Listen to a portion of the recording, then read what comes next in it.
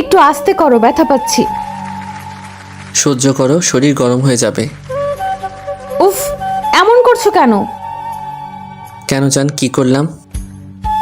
এমন করে জড়িয়ে ধরেছো কেন? জান, আমার শীত লাগছে, তাই গা গরম করছি। আসো, কাছে আসো, আর একটু আদর করে দাও, তাহলে শীতটা কমে যাবে। ঢং দেখলে আর বাঁচি না, সারাদিন শুধু দুষ্টুমির ধান্দা, তাই না? জান, তোমাকে জড়িয়ে ধরছি বলে তুমি এমন করছো? থাক বাল, এমন বলো কেন? তুমি কেমন করে জড়িয়ে ধরেছো? এভাবে কেউ জড়িয়ে ধরে? কিভাবে জড়িয়ে ধরলাম তোমাকে? এমন বাচ্চাদের মতো জড়িয়ে ধরেছো, মনে হচ্ছে আমি পালিয়ে যাচ্ছি। ছাড়ো তো। ও, তার মানে আমি তোমাকে জড়িয়ে ধরলে তোমার খারাপ লাগে, তাই তো? আচ্ছা ঠিক আছে, আর কখনো তোমাকে স্পর্শ করব না। দেখো জান, আমি কিন্তু তেমন করে বলিনি। তুমি তেমনটাই বলেছ। আমি তোমাকে স্পর্শ করলে তোমার খারাপ লাগে, তাই নিজেকে বারবার দূরে সরিয়ে নাও। দেখো, এই মাঝরাতে আমি তোমার সাথে ঝগড়া করতে চাই না। ও, তার মানে তুমি বলতে চাচ্ছ আমি তোমার সাথে রাগারাগি করছি, সবসময় তোমার সাথে রুড বিহেভ করি। নাদিয়া বুঝতে পারল আশিক কষ্ট পেয়েছে ওর এমন কথাতে, কারণ নাদিয়া ভালোভাবেই জানে আশিক ওকে প্রচণ্ড পরিমাণে ভালোবাসে আর সবসময় ওর থেকে ভালোবাসাটাই চায়। তার উপর এখন শীতের দিন, তাই বউকে কাছে কেন চায়? আজকে কাজ শেষে বাসায় এসে খাওয়া দাওয়া শেষ করে আশিক বেডে এসেই নাদিয়াকে শক্ত করে জড়িয়ে ধরে। তখনই নাদিয়া এমন কথা বলল। আশিক মুখটা ঘুরিয়ে নিতে গেলে নাদিয়া ওর দিকে আশিককে ঘুরিয়ে ওর মুখের পাশে হাত দিয়ে বলল, তুমি এমন কেন বলছো বাবু? তাকাও আমার দিকে, দেখো আমি আর কখনো এরকম বলবো না। কিভাবে বলছি? হ্যাঁ, আমি সবসময় ঠিকই বলি, কিন্তু তুমি সবসময় শুধু আমাকে ইগনোর করো। আমি আজকে বুঝে গেছি তুমি আমাকে কতটুকু ভালোবাসো। আচ্ছা, তুমি না চাইলে আমি তোমার কাছে আসবো না। তোমার কথাতে আমার বোঝা হয়ে গেছে তুমি আমাকে কতটুকু ভালোবাসো। রাগ করছো কেন? আমি বারণ করছি আমাকে জড়িয়ে ধরতে। তুমি তো ঠিক মতো জড়িয়ে ধরতে পারো না, কেমন যেন আমার সুরসুরি লাগে। তাই তো বললাম, এর জন্য রাগ করা লাগে? আমি কারোর উপর রাগ করছি না, আর তোমার উপর তো নয়ই। এখন ছাড়ো, আমাকে ঘুমাতে দাও। ঘুমাবে মানে? কিন্তু আমার তো আদর চাই। আদর করবে না আমাকে? না, কোনো দরকার নেই আমার আদরে। তোমার আদর আমার চাই না। আমার বোঝা হয়ে গেছে তুমি আমাকে কতটুকু ভালোবাসো। এরপর থেকে আমি আর তোমাকে কখনো স্পর্শ করব না। আজকে তোমার ব্যবহারে আমি বুঝে গেছি তুমি আমাকে কী জন্য বিয়েটা করেছিলে। কি জন্য বিয়ে করেছিলাম মানে? তুমি এসব কথা বলছো কেন? এই সামান্য একটা বিষয়ে তুমি এরকম করছো আমার সাথে? তুমি করতে বাধ্য করছো। আর কী জন্য বিয়ে করেছিলে জানো তো? কারণ তোমার হাতে আর কোনো অপশন ছিল না। তোমার আব্বু আম্মু তোমাকে অন্য কোথাও বিয়ে দিত না। আমি তোমাকে ভালোবাসি বলে বাসায় বলেছিলাম। আব্বু আম্মু তোমার আব্বু আম্মুর সাথে কথা বলেছিল। তারপর যখন আমার আব্বু আর তোমার আব্বু জানতে পারলো আমি তোমাকে পছন্দ করি, তখন ওরা আমাদের বিয়েটা দিতে চেয়েছিল। এই জন্যই তুমি বিয়েটা করে নিতে বাধ্য হয়েছো। এখন ছাড়াও, আমাকে আদিখ্যাতে দেখাতে হবে না। তুমি এরকম বলতে পারলে? তোমার মনে হচ্ছে আমি তোমাকে আব্বুর জন্য বিয়ে করেছি? ভালোবেসে করিনি, তাই তো? ভালোবাসাটা এরকম হতে পারে না। তুমি যদি আমাকে ভালোবাসতে তাহলে আমার প্রপোজাল অ্যাকসেপ্ট করে নিতে, এরকমভাবে বারবার আমাকে ফিরিয়ে দিতে না। তার উপরে যেদিন থেকে বিয়ে হয়েছে সেদিন থেকে তুমি কেমন যেন আমার থেকে দূরে সরে থাকতে পারলেই বাঁচো। আমি তোমাকে স্পর্শ করলেই নাকি তোমার খারাপ লাগে? আরে বাবা, এমনটা কখন বললাম আমি? কখন বললে? একটু আগেই বলেছ। তোমার কথাতেই বুঝতে পেরেছি তুমি কি বোঝাতে চেয়েছো। দেখো, এসব নাটক আর তোমার ফালতু কথা শোনার সময় আমার নেই। ছাড়ো আমাকে, আমি আর তোমার কাছে আসবো না। তুমি আর আমাকে কখনো স্পর্শ করবে না। তোমার যদি বেশি অসুবিধা হয় তাহলে তুমি আমাকে বলো, থেকে উঠে যাচ্ছি। এই সামান্য বিষয়ের জন্য তুমি আমার উপর এতটা রাগ করেছো আর এসব কথা বলছো? প্লিজ বাবু, রাগ করো না। দেখো, আমি ভুল করে বলেছি আর আমার সুরসুরি লাগছিল, তাই জন্যই তো বললাম। তুমি জানো না আমার শরীরে একটু সুরসুরি বেশি? তাহলে তুমি এমন করে ধরো কেন যার জন্য সুরসুরি লাগে? ওই জন্যই বললাম তো, এখন থেকে আর তোমাকে কখনো জড়িয়ে ধরবো না। তাতে তোমার সুরসুরিও লাগবে না। আর তুমি চাইলে কালকে বাসায় চলে যেতে পারো। আমি বুঝে গেছি সবটা। তুমি সামান্য বিষয়ের জন্য আমার উপর এতটা রাগ করছো। আমার কিন্তু এখন কষ্ট হচ্ছে। তুমি যদি এইভাবে আমার সাথে কথা বলো তাহলে কিন্তু আমি কান্না করে দিব।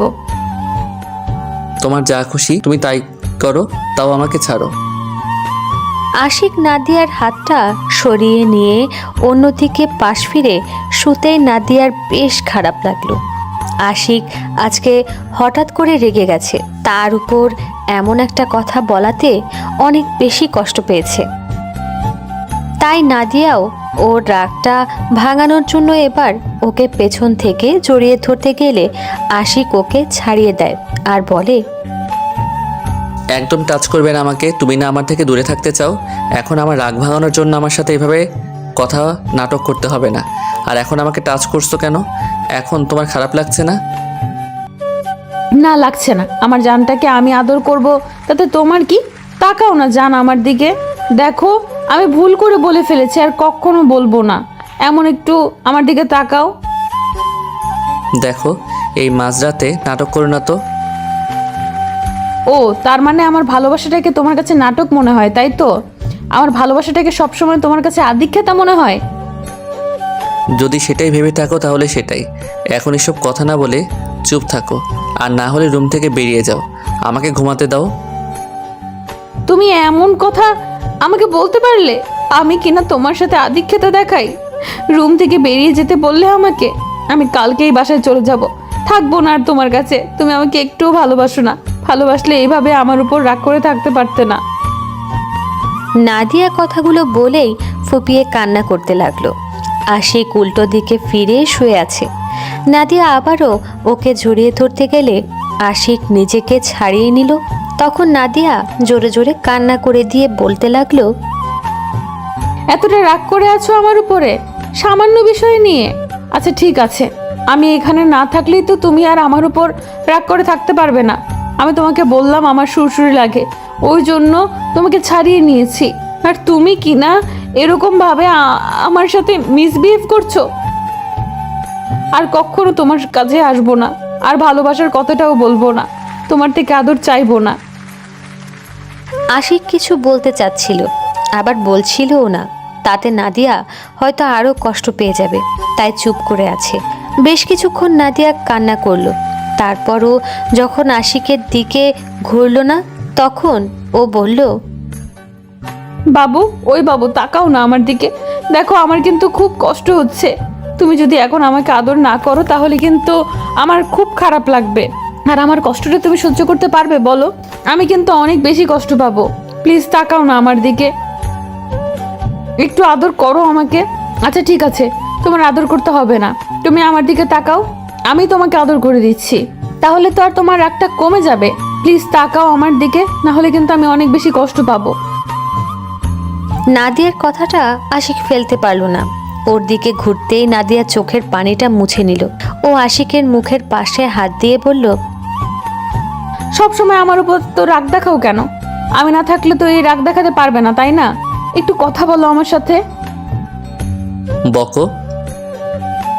ও, তার মানে আমি বকবক করছি। ঠিক আছে, তুমি আমার উপর রাগ করে থাকবে তো? আচ্ছা, আমি তোমাকে আদর করে দিচ্ছি, তাহলে তো আর রাগ করে থাকতে পারবে না। আশিকের থেকে নাদিয়া কোনো রেসপন্স পাচ্ছিল না, তাই বেশ কিছুক্ষণ ওর চোখের দিকে তাকিয়ে রইল। কারণ এইভাবে নাদিয়া যতবার আশিকের দিকে তাকিয়েছে, ও ততবার নাদিয়াকে নিজের কাছে টেনে নিয়েছে, ওকে অনেক বেশি আদর করেছে, স্পর্শের সাগরে ডুবিয়ে দিয়েছে। কিন্তু আজকে সেটা করছে না, কারণ আশিক অনেক বেশি কষ্ট পেয়েছে নাদিয়ার এরকম একটা কথাতে। নাদিয়া হুটহাট করে ইগনোর করতে শুরু করে, আর আজকেরটাতে অনেক বেশি কষ্ট পেয়েছে, তাই আর কোনো কথা বলছিল না। এবার নাদিয়া ওর দিকে এগিয়ে আসলো, তারপর ওর ঠোঁটে আলতো করে একটা চুমু দিল। তারপরও আশিক ওকে কাছে টেনে নিচ্ছে না, আর আদরও করছে না। বেশ কিছুক্ষণ নাদিয়া অবাক হয়ে আশিকের চোখের দিকে তাকিয়ে রইল। তারপর বলল, ওই বাবু, আমার খুব শীত লাগছে, একটু আদর করো না আমাকে, প্লিজ একটু আদর করো। আশিক চুপ করে আছে। নাদিয়া বুঝতে পারল ওর রাগটা এত সহজে ভাঙবে না, স্পর্শ দিয়েই বোঝাতে হবে। ওকে আদর করলেই রাগটা কমবে। নাদিয়া আর দেরি না করে আশিকের ঠোঁটে নিজের ঠোঁটগুলো মিলিয়ে দিল। নাদিয়া একাই 5 মিনিট আশিকের ঠোঁট জোড়া চুষতে লাগলো। তারপরও রেসপন্স করলো না। এমন কখনো হয়নি, তাই নাদিয়ার বেশ খারাপ লাগছে।